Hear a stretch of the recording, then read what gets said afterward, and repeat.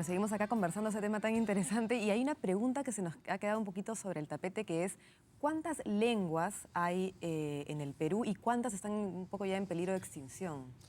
Bueno, el Perú, según la última investigación que tenemos en el Ministerio, son 46 lenguas amazónicas y 4 andinas. De las 4 andinas que más conocemos, quechua y aymara, se habla muy poco del jacaru y del cauqui, que se hablan en Lima. Esas son 2 que están, por ejemplo, en peligro. Y tenemos 12 lenguas amazónicas en peligro. 12. Según el catálogo que tenemos, entre esas 12 hay unas que están en serio peligro, otras amenazadas y otras en peligro. Eso sobre todo por la cantidad de hablantes que hay y por la atención que tienen los hablantes. De hecho, actualmente hay una investigación en curso de un estudiante de la Católica sobre los 5 últimos hablantes de una lengua en la zona de Ucayali, por ejemplo. 5 ¿no? nada más. Son ancianos y que quieren que sus nietos o sus hijos retomen su lengua, ¿no? Porque se están perdiendo todo un pueblo. Ahora también tenemos un registro de las lenguas que se han perdido, son más de 30 lenguas que hemos perdido en los últimos años. Perdidos. Y hay un registro, este registro va a ir variando porque todavía se da cuenta de pueblos no contactados, sobre todo en la zona de reservas, donde hay hablantes con lenguas no registradas. Es la Amazonía. Ahora, y hay que tener en cuenta también que el quechua tiene sus propias variantes. Así es. ¿No? O sea, no es lo mismo enseñar quechua en Ancash que en el Cusco, que en Ayacucho, ¿no? Así es. Son 8 variantes las que tenemos, digamos, como política de Estado atender, pero en realidad hay más variantes de quechua. Y también de aymara, ¿no? Se intenta hacer una distinción entre la aymara lacustre y la aymara más próximo a Moquegua, Tacna, ¿no? Ahora, Carmen, ¿cómo plantear la educación intercultural, por ejemplo, en Lima, ¿no? En los colegios capitalinos? Claro que a estos chicos que han nacido con su lengua materna en castellano no se les va a introducir en el quechua o en el aymara, eso es lógico, pero ¿cómo introducirlos en la interculturalidad? En general, y ahora con el crecimiento económico, la gente viaja mucho. Y yo creo que ayudaría, tenemos toda la tecnología a disposición, introducir el conocimiento de las culturas y de las lenguas de manera viva, no en el texto frío. Uno dice, bueno, hay tantos pueblos y de repente me van a tomar en el examen ahora 40 y tantas lenguas más. No, hacer videos, hacer material interactivo que los niños puedan ver la Amazonía, que no solamente tiene vegetales o plantas o animales, también tiene culturas, tiene gente, tiene compatriotas que hablan lenguas distintas y que tienen prácticas culturales distintas. Comenzar a hacer viajes de intercambio con un foco más intercultural. Y yo no creo que los niños se pongan a aprender cultura. Nosotros todos hemos hecho prácticas con niños en algunas escuelas en las que apoyamos y los niños se divierten mucho preguntando ¿y cómo se dice hola en quechua? ¿Y cómo se dice en shipibo? ¿Y cómo se dice en ayánica? Les divierte mucho. Y esa es una ventana a la interculturalidad. Aprender 4 o 5 expresiones en otra lengua, no esperamos a que los niños aprendan, pero que entiendan que hay distintas maneras de saludar, hay distintas maneras de entender el saludo. Y hay distintas maneras de ser niño también, pensaba, ¿no? Porque los niños realmente tienen otras prácticas, por ejemplo, en los ayánicas o qué sé yo. Entonces, aprender de estos otros niños, que los niños aprendan de otros niños, probablemente puede ser muy rico, ¿no? Un niño que a los 7, 8 años sabe manejar un arco y una flecha. Así es. Eso deslumbra a los niños de la ciudad. Son mucho más independientes, claro, ¿no? Y además, por ejemplo, los niños son muy permisivos, por ejemplo, a escuchar mitos.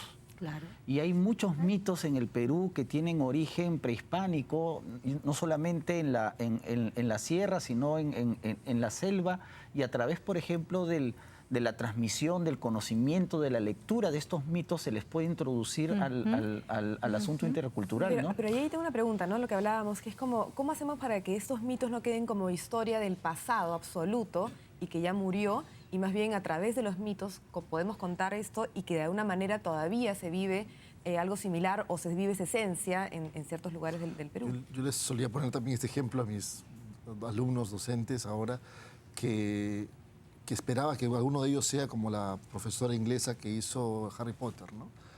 Que empezaran a construir, a reconstruir la riqueza cultural de sus pueblos y a mostrarla, ¿no?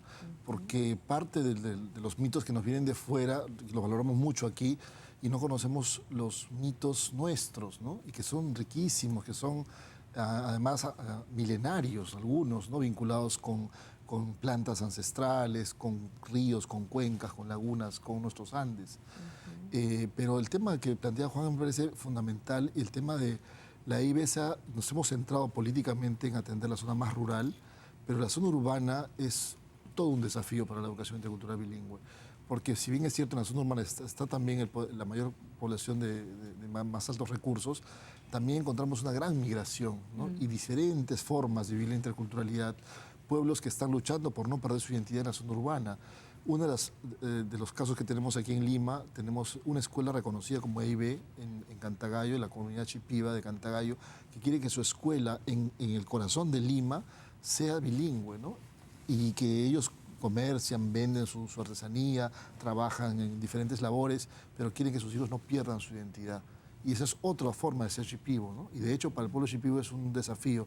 Tenemos un caso parecido en Huaycán con los Asháninca, tenemos casos similares con quechuas ayacuchanos en Villa El Salvador, en Villa María del Triunfo. Entonces, la zona urbana sigue siendo un gran desafío para la interculturalidad, y ahí el tema de la política sostenible, ¿no? Claro. Comprometernos como país a mantener esta política porque todavía hay mucho por hacer. Justamente eso te quería preguntar, José Antonio. Haciendo un diagnóstico actual, ¿en qué zonas del Perú está más desarrollada la educación intercultural? Porque uno asume pues educación intercultural bilingüe pues en la zona rural, no en la zona urbana. ¿Dónde es que estamos mejor y dónde es que estamos peor? Sí, la pregunta es interesante, y el tema es cómo definir mejor, peor también, porque donde hay más desarrollo, donde hay más empoderamiento es en zonas andinas y también algunos bolsones de zona amazónica.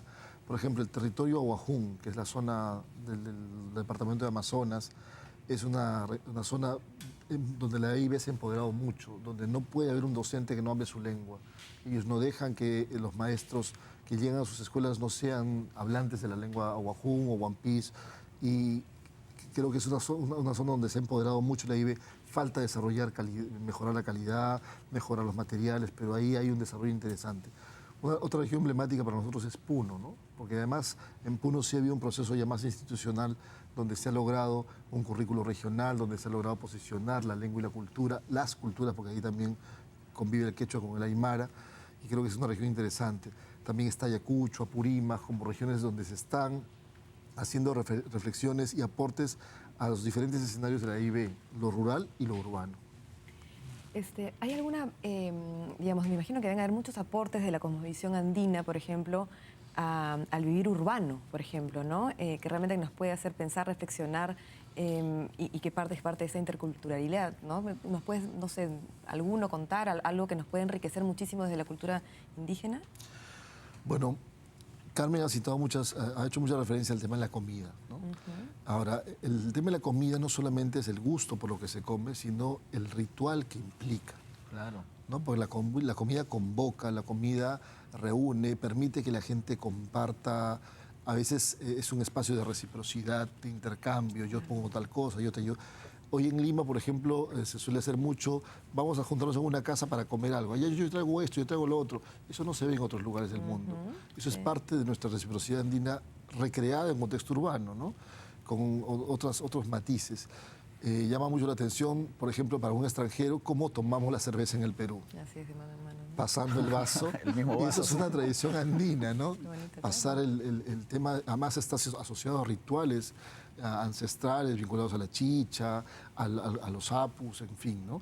Ahora, si uno se acerca a los mercados, el tema de la medicina también es un legado oculto de nuestras culturas y que sigue siendo referente, ¿no?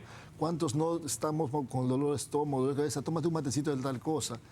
Eso es parte de la tradición andina y amazónica que ya está y que se está empezando a institucionalizar. Ahora, eso está en las escuelas, está en la formación universitaria. Ese es el desafío que tenemos por delante. Hay otros valores que son claves en cuanto a la protección del niño. En comunidades andinas y amazónicas uno no encuentra niños abandonados.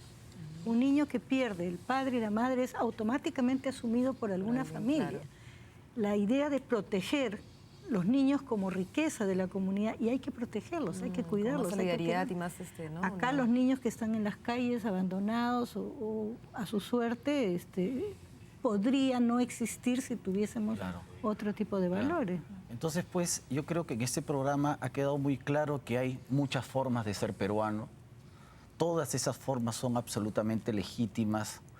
Había un profesor de la universidad que nos decía que no se puede entender al Perú sin los incas, pero era una metáfora en el sentido que no solamente han sobrevivido lenguas, que las hemos mencionado, sino hay una serie de conocimientos, de tradiciones culturales que en el Perú sobreviven, ¿no?